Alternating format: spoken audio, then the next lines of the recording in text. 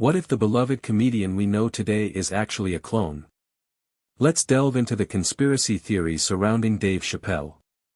Dave Chappelle has been at the center of a bizarre controversy. Some suggest he was cloned and replaced, changing his personality drastically.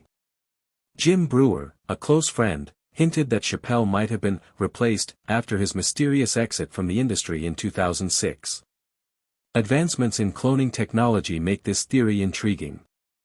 The idea is that Chappelle could have been cloned to continue his work without the original artist's consent. Chappelle's cousin claims he was murdered and replaced with a clone. This adds a sinister twist to the conspiracy, suggesting control over artists in Hollywood.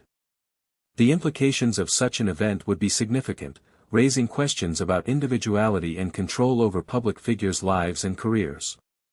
While the evidence for these claims is speculative, it highlights the fascination with celebrity scandals and the lengths people go to theorize about public figures' lives. Do you believe in the Dave Chappelle clone theory? What do you think could be behind such a conspiracy? Share your thoughts.